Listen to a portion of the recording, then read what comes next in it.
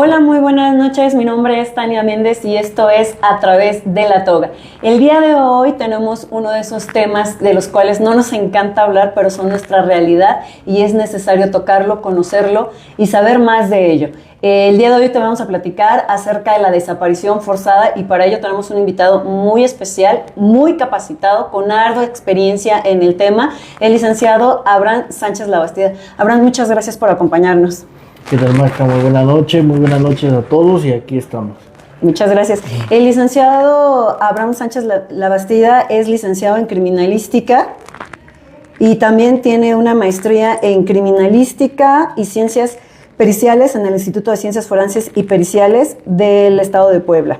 La licenciatura de la misma rango, en la misma institución, y te cuenta con una ardua experiencia laboral. Nos cansaríamos, nos llevaríamos aquí media hora leyendo todo, pero me gustaría comentarles que ha trabajado en la Comisión Nacional de Búsqueda de Personas y actualmente es agente investigador de la Secretaría de Seguridad y Protección Ciudadana.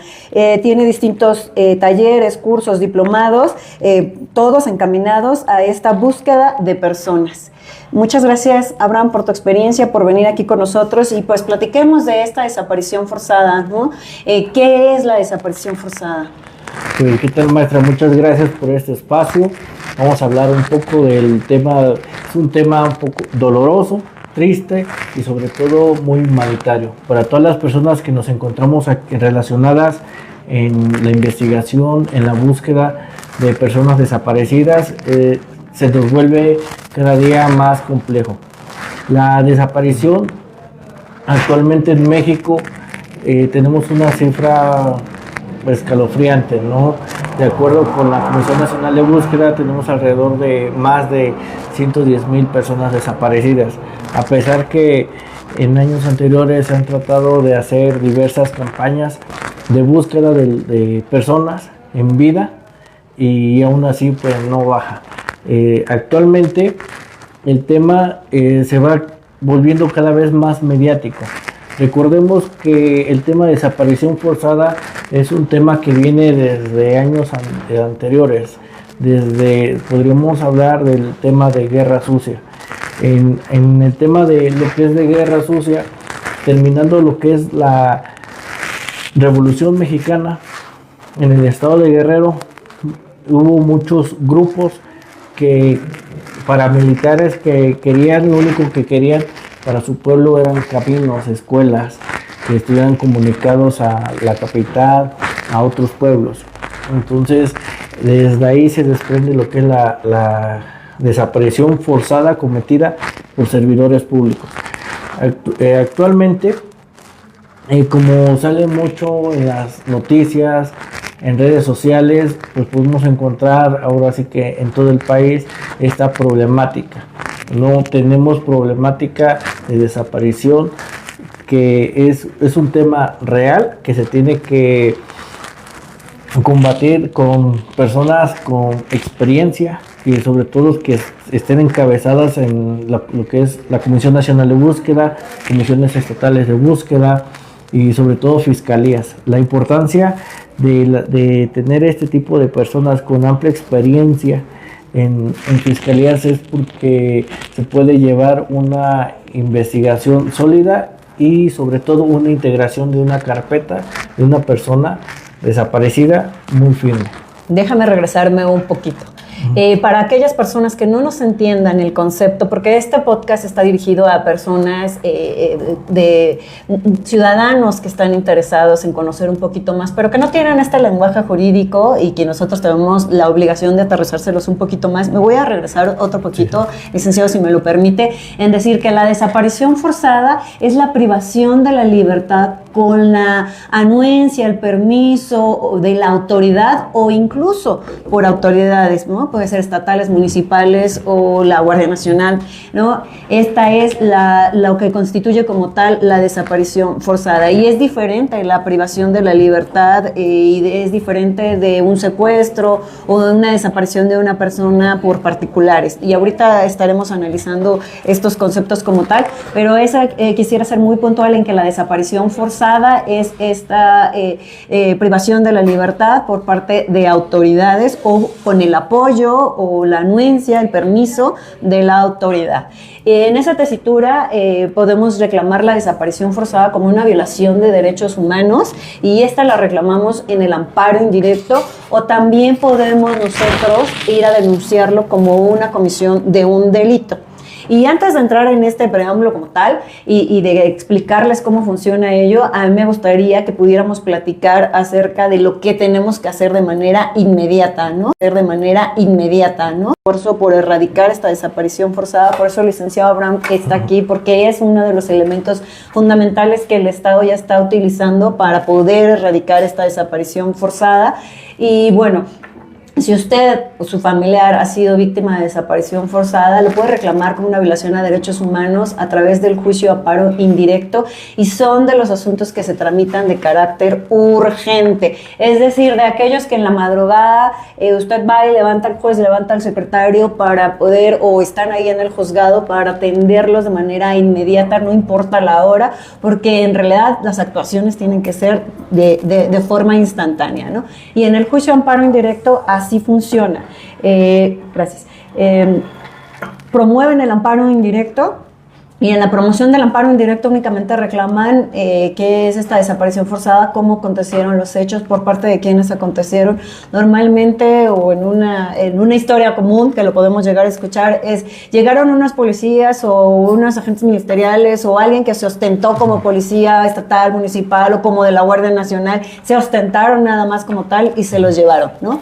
Y entonces la desaparición forzada consiste en esta privación de la libertad por parte de estas personas que son con la con el apoyo de la autoridad, y que además viene el segundo elemento, que sería el decir que niegan la detención o no dan informes del paradero de la persona, ¿no? Y no conocemos el paradero de las personas. Habitualmente ya después la autoridad dice, sí, reconozco que yo lo tenía, y aparece, ¿no? Pero llega a haber la triste situación en donde no aparece la persona, donde se lo llevaron y no sabemos en dónde está, y pasa tiempo sin saber dónde está. Esto se tiene que hacer de manera inmediata, señor, señora, no se espere, de manera inmediata acuda al juicio de amparo, porque en el juicio de amparo lo primero que va a hacer será acordarse esta promoción de manera inmediata a la hora que sea, y en este acuerdo se va a comisionar al actuario judicial para que acuda a las diferentes delegaciones, dependencias, agentes del Ministerio Público, instituciones de seguridad, en la búsqueda de esta persona, incluso en las instituciones de salud, hospitales, Cruz Roja, y tristemente también se ordena que se busque en el CEMEFO, ¿no? En la morgue, y también se giran despachos y exhortos para que se busque a nivel nacional en distintas dependencias, y se busque en los distintos municipios, igual con estas mismas características, en instituciones de seguridad, en instituciones de salud, incluso en morgues. Todo eso se hace en una actuación inmediata, donde se giran exhortos, despachos, y se ordena la búsqueda a través del actuario, pero a su vez se aplica un protocolo de actuación en donde el secretario va a la página de la Comisión Nacional de Búsquedas, de la Comisión Estatal de Búsquedas, y registra a la persona en estas listas para que de inmediato la Comisión Nacional de Búsquedas y la Comisión Estatal de Búsquedas empiece el protocolo de actuación. Es en donde interviene el licenciado Abraham. Okay. Entonces, ¿cómo es esta investigación? Ya que una vez el juzgado de distrito les informó, o si no lo hicieron a través del juicio de amparo, directamente se puede acudir a la Comisión Nacional y a la Comisión Estatal a denunciar la desaparición forzada de una persona. Sí, inicialmente se inicia, en este caso, por parte de la Fiscalía, lo que es la denuncia por la desaparición. Ahí, dame 2 segunditos, perdóname que te interrumpa. Les comentaba al inicio que la podemos y la debemos reclamar como una violación a derechos humanos, porque aquí se le atribuye a la autoridad como tal, y también como un delito, porque es un hecho constitutivo de delito, y ahí se le atribuye a la persona individual, al sujeto, a la persona que se llevó a esta víctima de desaparición forzada. Y entonces ahí es cuando se denuncia ante el Ministerio Público, ¿no? Es correcto. Sí, debemos de considerar que la desaparición forzada de personas es un delito continuo y permanente. Sí. Entonces, el delito siempre va a estar. y de acuerdo con la ley en materia de desaparición forzada y el protocolo homologado para la investigación de delitos de desaparición forzada cometida por servidores públicos y también particulares, refiere que dentro de la carpeta de investigación se tiene que estar informando continuamente por parte de los agentes de la policía. Y ahí es el derecho de acceso a la información y es lo que protege, ¿no? Es correcto. Entonces, inicialmente las personas acuden a la fiscalía, van a la fiscalía y van a levantar lo que es la denuncia. Hay muchas veces que la fiscalía les dice, ¿saben qué? Deben de esperarse sus 48 horas para que vengan y te pueda tomar la denuncia, pero realmente no, es dependiendo de la situación y el tipo de desaparición también. O sea, no se esperan las 48 horas, no, es lo que usted aconseja. Es correcto, es de manera inmediata. En ese instante el Ministerio Público tiene la obligación de levantar e iniciar lo que es la carpeta de investigación por el delito de desaparición. Una vez iniciando con el delito de desaparición, en la entrevista, que es el primer contacto con la víctima, es importante porque ahí es donde nos dicen si la persona fue privada de su libertad de manera violenta, sin su consentimiento, entonces ahí se tienen que realizar acciones de búsqueda inmediata. Ahorita yo estoy haciendo mención de los tipos de búsqueda. Debemos de recordar que hay 5 tipos de búsqueda, de las cuales una es búsqueda inmediata. La búsqueda inmediata es cuando una persona corre el riesgo de que le llegue a pasar algo, que esté sufriendo algún tipo de delito. O que se estime que se encuentra en riesgo, ¿no? O sea, aquel testigo, ¿no?, de esa desaparición forzada va y denuncia y dice que pudiera constituir algún riesgo de que sea víctima de algún otro delito. Sí, ahorita lo más común en la actualidad, los famosos levantones, que llegan camionetas y lo levantan y se lo llevan, ¿no? Entonces ahí inicialmente se tiene que hacer una búsqueda inmediata. Para realizar este tipo de búsqueda inmediata, por lo regular se tiene que tener una coordinación interinstitucional con la Comisión Estatal de Búsqueda, ya sea del Estado de México, Estado de Morelos, Estado de Tamaulipas, de Chiapas, con la Fiscalía.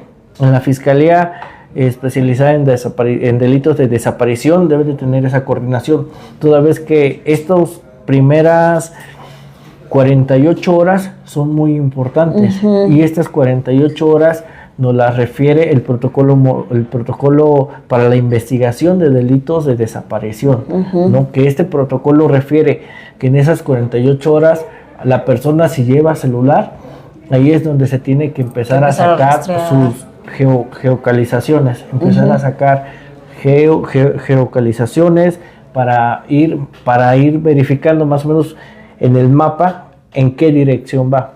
Entonces, en ese mismo se activa lo que son policía estatal, policía ministerial, policía de investigación en el caso, policías municipales y en el caso también que ha tocado la Comisión Estatal de Búsqueda.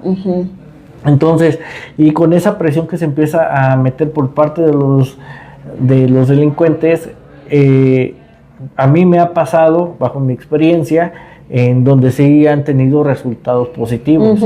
Entonces la persona que se la llevaba para privarla de la libertad y con el fin de desaparecerla, entonces logramos rescatar a una persona. Tal vez no llegamos y estábamos así como nos los topábamos, sino que con la presión que se ejerce lo dejan, lo exactamente, sueltan. ¿No? Porque se bloqueaba. Porque ya lo boletinaron, porque ya lo están buscando, porque ya se están activando los protocolos y porque también son conocedores de estos protocolos, ¿no? Entonces, para evitar alguna detención de estas personas, entonces mejor lo sueltan y ahí es cuando tenemos resultados positivos con una coordinación interinstitucional de los 3 niveles de gobierno.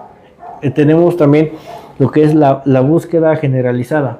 La búsqueda generalizada es una recopilación de datos ahora sí que, como lo dice su nombre, búsqueda generalizada. En el Estado de México vamos a individualizar Toluca.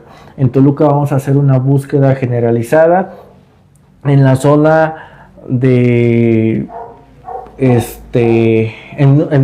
un cerro, ¿no? Entonces, en ese cerro vamos a hacer una búsqueda generalizada de muchas personas. ¿Por qué? Porque tenemos el conocimiento que ahí en diferentes años, en diferentes circunstancias, han desaparecido gente. Entonces, se tiene que realizar las acciones de búsqueda generalizada en el cerro, supongamos en el cerro del Cerro Gordo, es un decir, ¿no? Entonces, y se hacen ese tipo de búsquedas, que es la búsqueda generalizada. Viene también lo que es la búsqueda por patrones. Esta búsqueda por patrones es básicamente el patrón que tienen los delincuentes, ¿no? De decir, se hace el levantón y ya se los llevan al río y del río desaparecen. Entonces tenemos un patrón que es lo mismo. Los levantan supongamos que en Toluca, zona norte, se los llevan al río y del río se desaparecen. Entonces tenemos un modus operandi. O sea, ya es algo que continuamente pudieran llegar a hacer. Y sabemos que en esa zona, de la zona norte de la localidad,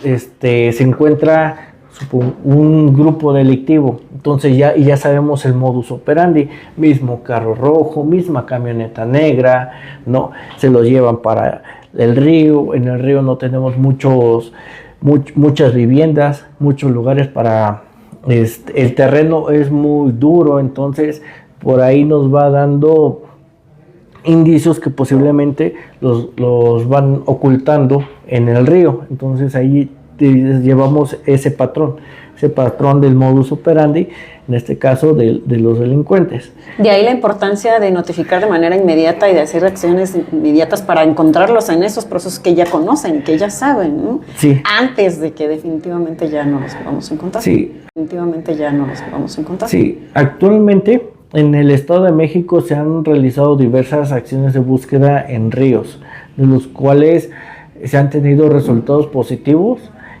toda vez de que la inmediatez en que se hace, ¿no? Entonces es en temporada de lluvia, en los ríos se hace una acumulación de basura que se consideran como costras de basura.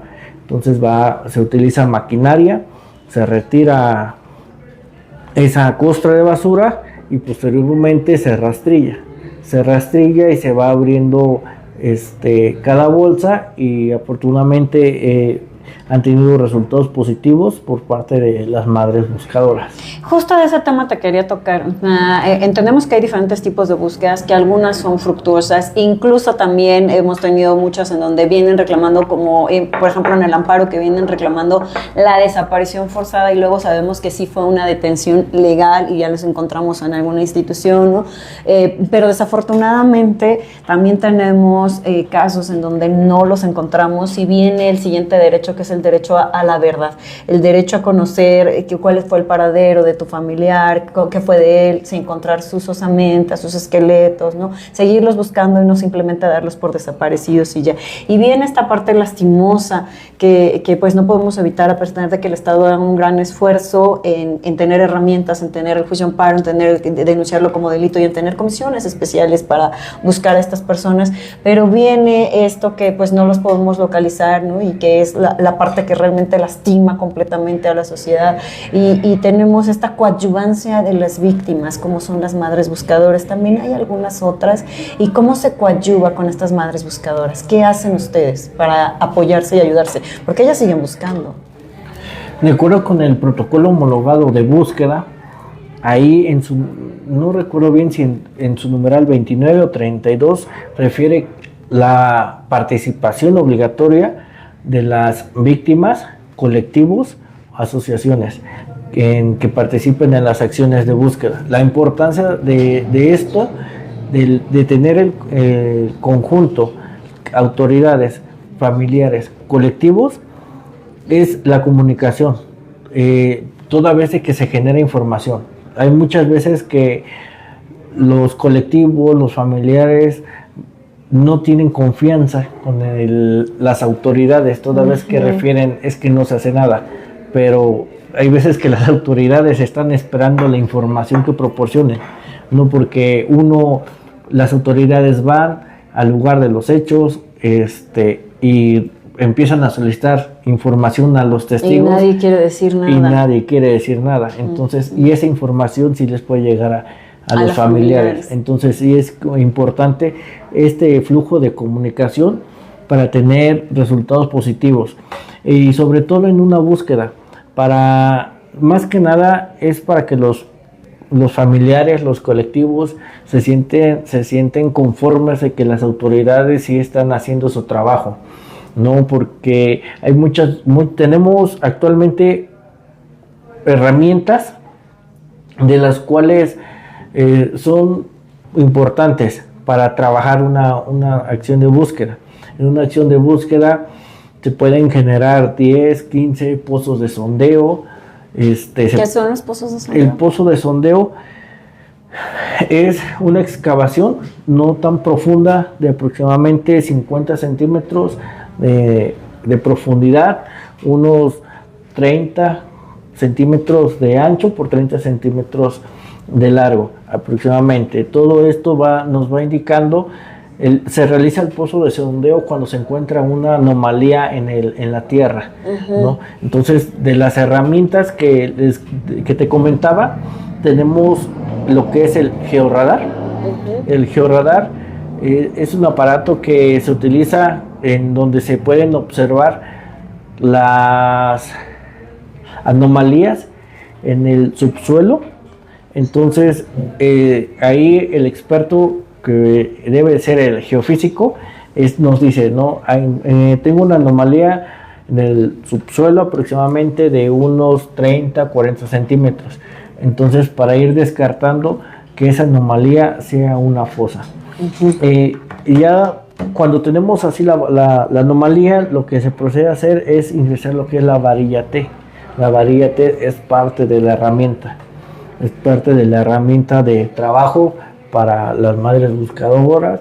Y ahí es en donde el punto que quiero tocar, o sea, en esa colaboración de las madres buscadoras o de los fundidos del delito de desaparición forzada, de los familiares y de los colectivos, ellos participan entonces activamente en la búsqueda. O sea, sí es cierto que ellas o ellos van con sus palas, van con sus herramientas y están acompañándolos a ustedes como autoridades, excavando también, buscando también, dándose lugar a esta información. Ellos tienen acceso a absolutamente todo. Sí, van de la mano. A lo que quiero es, van hombro a hombro con ustedes como autoridad. Sí, por lo regular ellos son los que encabezan estas acciones de búsqueda. Son los primeros que van, los primeros que comienzan a excavar, los primeros que hacen todo, ¿no? Nosotros como autoridades es también en conjunto. Por lo regular, cuando es así, es una pala, una autoridad, una pala, un colectivo, no un familiar. Entonces ambos se trabajan en conjunto, es lo ideal para tener resultados positivos. En este caso hay veces que se llegan a encontrar restos óseos, pero se desconoce si son de origen animal o de origen humano. Entonces ahí es otro problema que se tiene, ¿no? El saber si es humano o es animal. Entonces sí es necesario tener peritos, al menos, ¿no? En cada búsqueda una persona experta que sepa diferenciar entre un resto óseo humano y un resto óseo animal.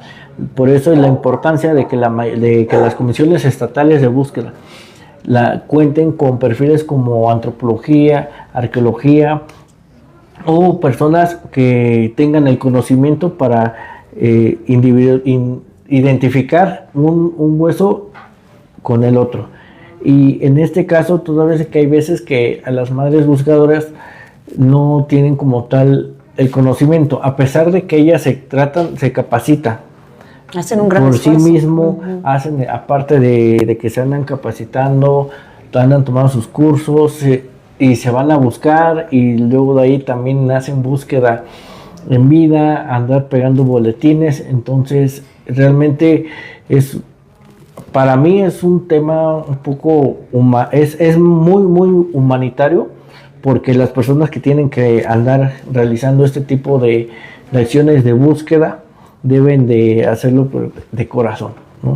Y olvidar. Hablemos de la gente que es autoridad, de la gente Exacto. que trabaja en este tipo de empleo, de la gente, ¿no? Porque pues las víctimas y los familiares, yo me imagino que dejan ahí, desgarran su alma completa y dejan ahí su vida entera buscando a su familia. Pero tú hablas de las personas que se dedican a esto, que esta es su profesión, este es su trabajo, tienen que ser sumamente humanas, sumamente empáticas, sumamente sensibles ante este dolor tan grande que están viendo las víctimas, ¿no? Así es, sí, porque si no lo hacen de esta manera, solamente van, cumplen con su horario, que, bueno, hago 2, 3 hoyos y ya.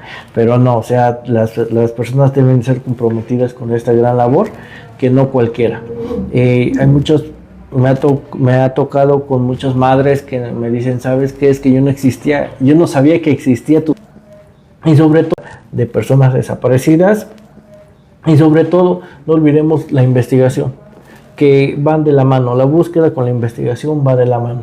Antes de que platiquemos acerca de cuál sería la diferencia entre la búsqueda y la investigación, me gustaría abundar sobre esto porque nos están haciendo preguntas en relación al tema del derecho a la verdad. Yo entiendo que esta colaboración que hay entre instituciones y esta colaboración o coadyuvancia que hay con las víctimas es justamente para proteger este derecho a la verdad y que podría constituirse como tal en decir que es el derecho que tienes para conocer lo que realmente sucedió, lo que pasó, ¿no?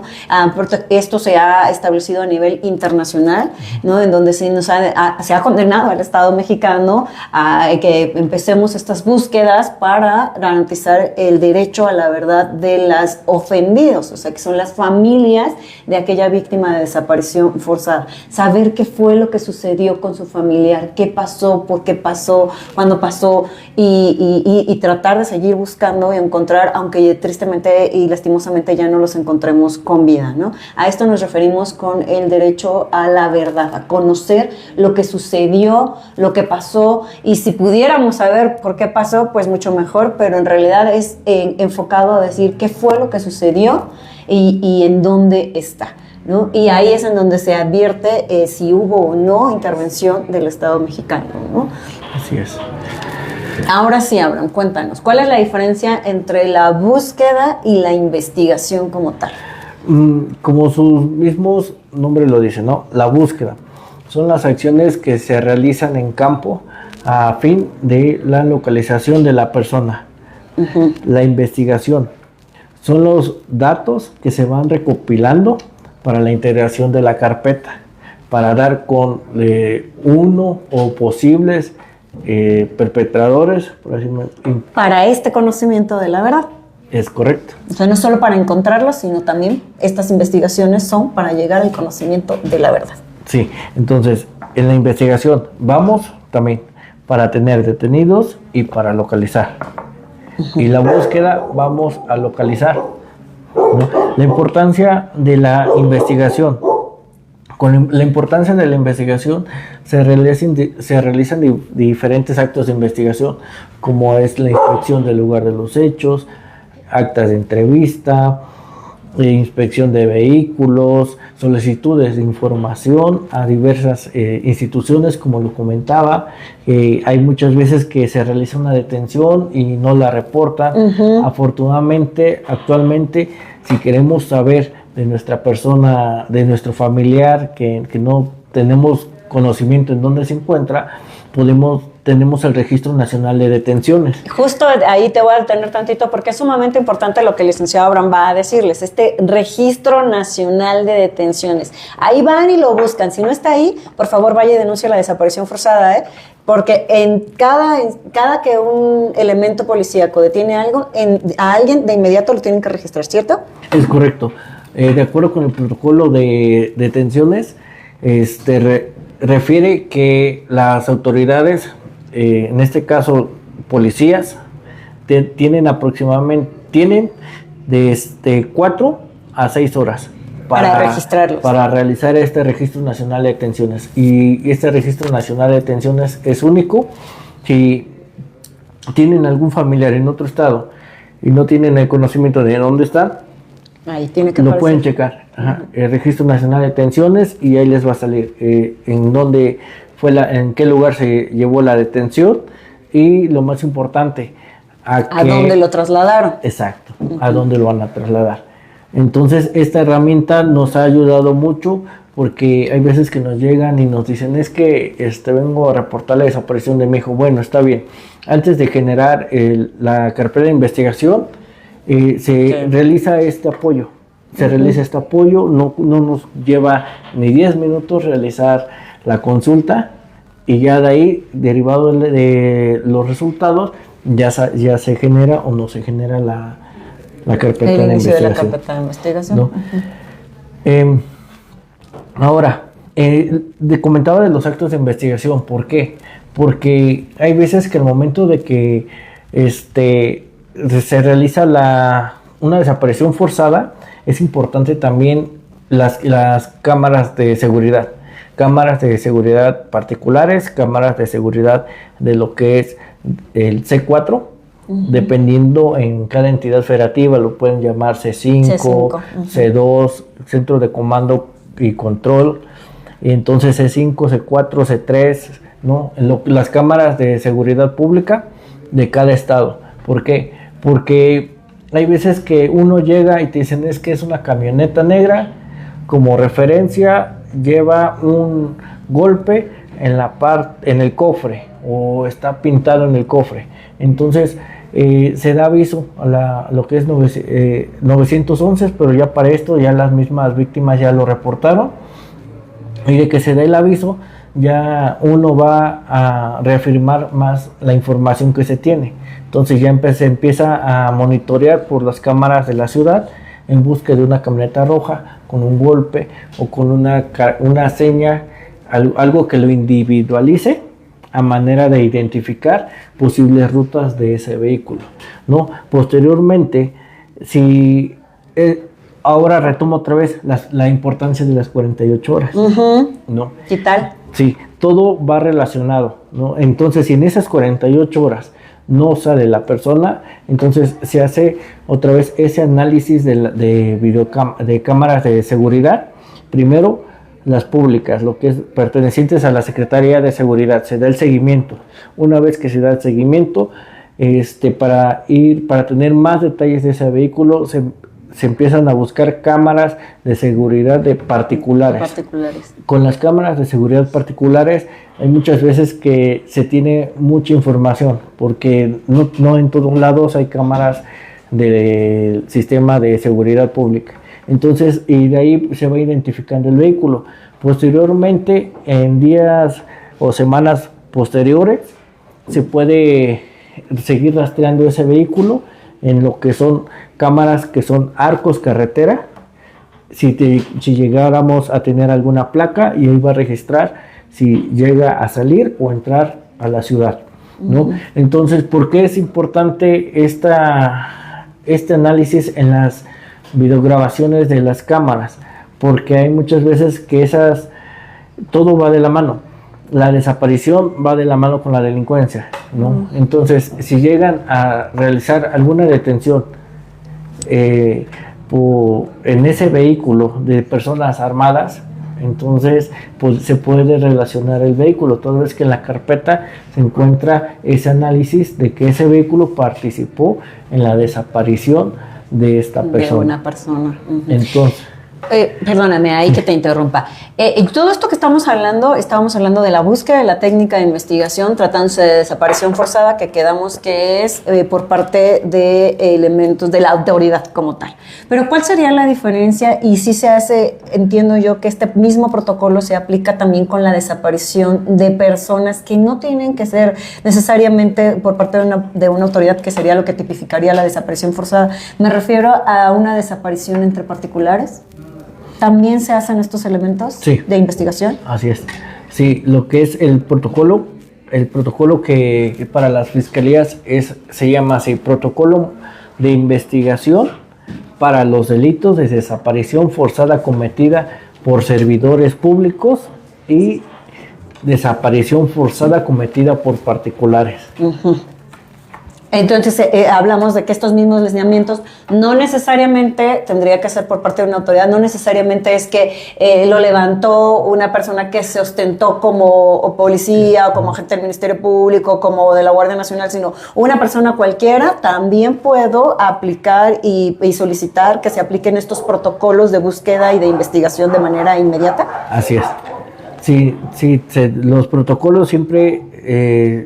quien realice la desaparición, al final de cuentas, es una desaparición, independientemente quién la haya realizó, y todo se tiene que aplicar.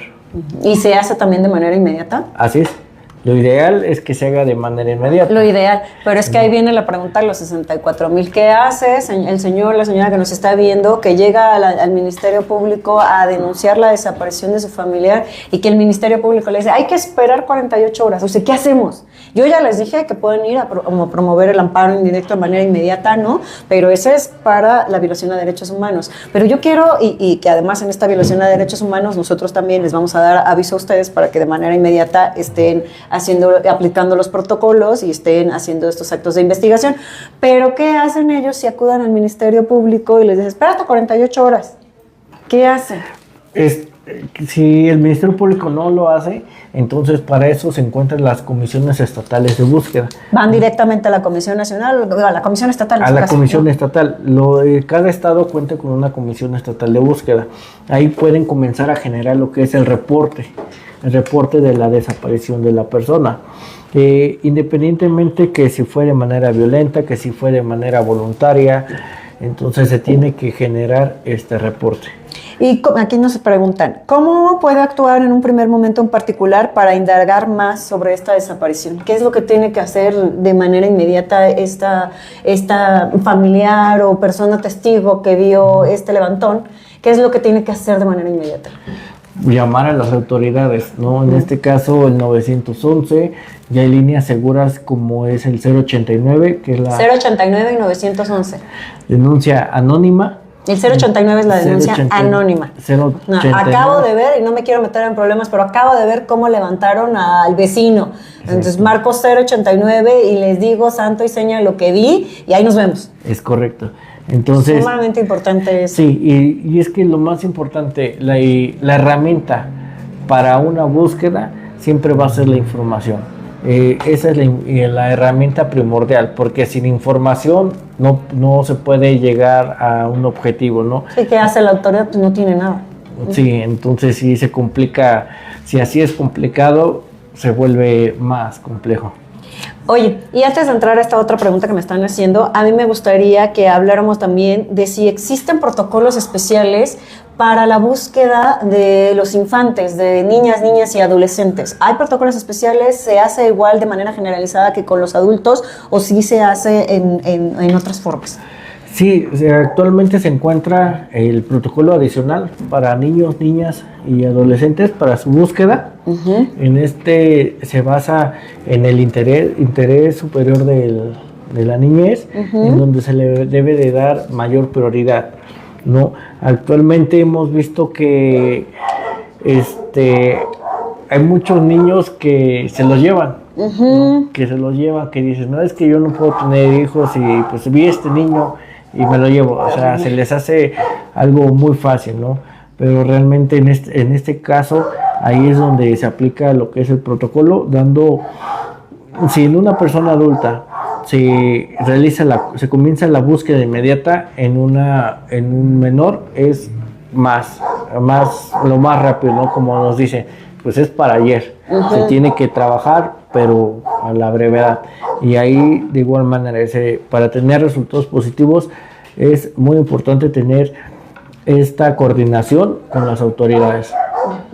¿Y cuál sería la diferencia o es lo mismo estos protocolos de actuación tratándose de la desaparición de infantes, niños, niñas y adolescentes? ¿Es igual que la alerta Amber o es otro protocolo diferente? Es igual. Es igual, sí, se activa a su vez el protocolo de búsqueda de niños y se activa la alerta Amber. Alerta Amber de manera inmediata, alerta Amber, alerta Alba. Sobre todo, como te comentaba, darle el interés superior de la niñez es lo primordial. Aquí, independientemente si es una sustracción de menores, que el papá se la llevó. Ahí es un tema súper fundamental. Al no tener ese conocimiento, el niño corre el riesgo que esté siendo víctima de algún delito. Entonces se debe hacer la búsqueda de manera inmediata. Ese es un tema fundamental que acaba de tocar el licenciado, que es en relación a que a veces se cree que solamente podemos denunciar la desaparición forzada porque hay alguna autoridad que intervino o dio la anuencia para ello, pero también hoy en día ya se denuncia la desaparición forzada por parte de los otros padres cuando traen ahí el pleito entre quién tiene la guardia de custodia, no lo quiero devolver, si lo quiero devolver o no, o yo, a mí ya me dieron la guardia de custodia, pero el otro papá lo tiene y se lo lleva. Entonces también pueden ir a solicitar esta búsqueda de personas ante la Comisión Estatal de Búsqueda de Personas para que activen la alerta y los protocolos de búsquedas que el licenciado ya nos ilustró. Pero también hoy en día ya llegamos a tener amparos indirectos en donde nos reclaman la desaparición forzada de menores, diciéndonos esto: yo tengo la guardia de custodia, pero se lo llevó y no lo he vuelto a ver, y no lo he vuelto a ver a pesar de que ya el juez familiar requirió, de que ya se activó, de que ya lo están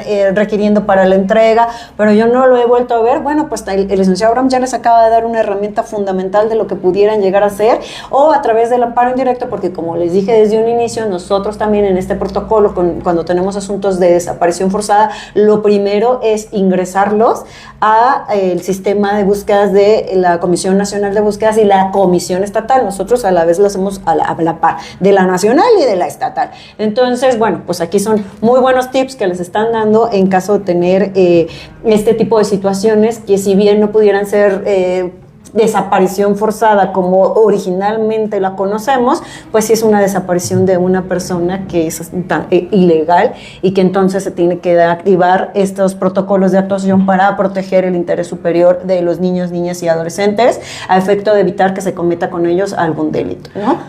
Sí, sobre todo en su calidad, que son muy vulnerables. Muy vulnerables. La última pregunta que tengo aquí, porque ya estamos a punto de llegar al final de este podcast, que ha estado muy interesante, que agradezco profundamente, es: ¿qué se puede hacer para prevenir la desaparición forzada? Y es una pregunta bastante amplia, ¿no? ¿Qué tendríamos nosotros que hacer para prevenir la desaparición forzada? Para prevenir lo que es la desaparición, es muy importante en cada comisión estatal de búsqueda que comience a crear políticas de las cuales, en donde empieza desde la primaria a hablar del impacto social que genera una desaparición, ¿no? Entonces, desde ahí, desde hacerles de conocimiento a los que es estudiantes de primaria, secundaria y preparatoria, lo que conlleva una desaparición, lo que conlleva, por ejemplo, no solamente que se activan las autoridades, porque las autoridades se activan desde los 3 órganos de gobierno. Entonces, pues una desaparición es muy compleja, ¿no? Y sobre todo también hacerles mención de que ha llegado el caso que hay una desintegración familiar, que es lo que más pega. Una desaparición de una persona le pega más a la familia. Entonces, todas esas repercusiones es importante hacerlas mención desde la primaria, porque hay muchas veces que hay niños, niñas, adolescentes que se enojan que porque los regañaron, que porque no los dejan salir, o porque los cuidan cuidan mucho. Entonces, que vayan reflexionando qué es lo que se genera con esta desaparición de esta persona. Entonces, desde ahí se inicia con políticas políticas, desde ahí empezar a trabajar, ¿no?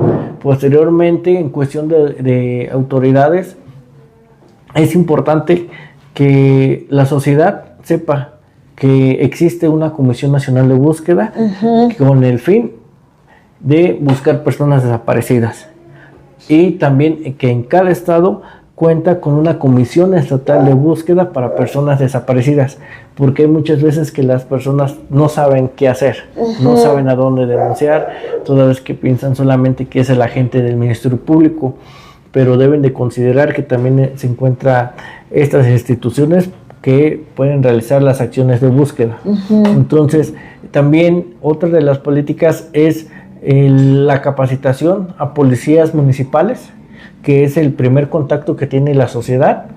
Entonces, este es un punto muy importante, porque los policías municipales deben de tener ese conocimiento básico de la desaparición. Entonces, ¿y cómo lo van a erradicar? Lo que comentábamos, ¿no? Lo que se genera en una búsqueda inmediata, con el simple hecho de que prendan su unidad, prendan sus luces, prendan su sirena, y con el ruido y con la iluminación que generan en la colonia, a las salidas, pueden inhibir. Exacto, con esa presencia se puede ir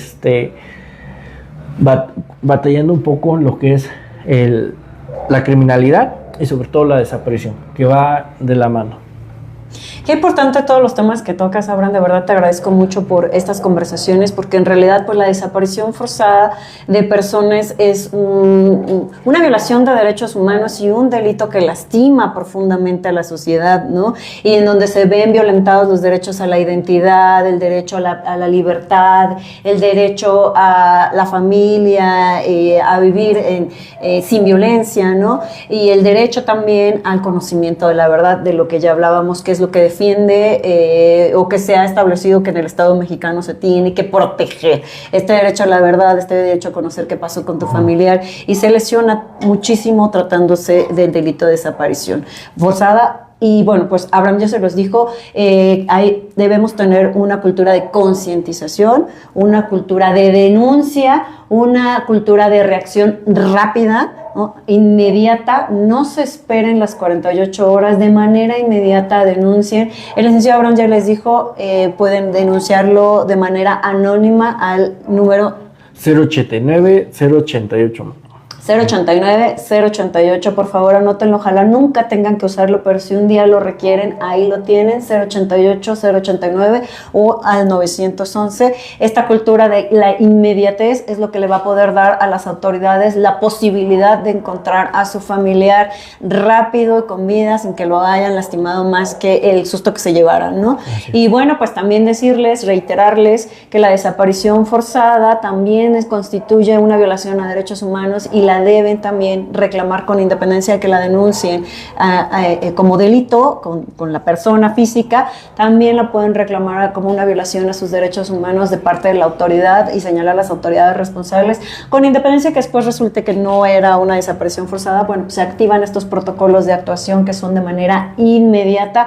Hagan uso de las herramientas que el Estado mexicano tiene para poder erradicar este gran problema. La solución está en manos de todos y de todas, no solamente la autoridad, no solamente de las personas que trabajan arduamente como el licenciado Abraham, que deja su vida entera tratando de apapachar, y digo, porque esto nos lo dijo afuera de cámara, tratando de ayudar a las madres buscadoras, tratando de ayudar o consolar a las personas que son víctimas, que son ofendidos de este delito y que están buscando a su familiar. Pues él deja desgarrado su corazón ahí tratando de hacer su mayor esfuerzo por encontrar a estas personas, pero desafortunadamente pues no hemos alcanzado el objetivo máximo de encontrar a todos o de erradicar este gran problema, ¿cierto? Es correcto. Y bueno, pues te agradezco mucho que nos hayas acompañado. Si ya no tenemos por ahí más preguntas, y si no, bueno, pues háganos las preguntas. Quizás podamos en algún otro momento volver a invitar al licenciado Abraham para que nos cuente ya de historias de la vida real, ¿no? Historias en donde nos muestre su experiencia y su conocimiento. Y bueno, pues lo más importante ahorita es decirles la cultura de la denuncia, la cultura de la inmediatez. Muchas gracias por acompañarnos y ojalá juntos podamos erradicar este enorme problema. Gracias. Gracias.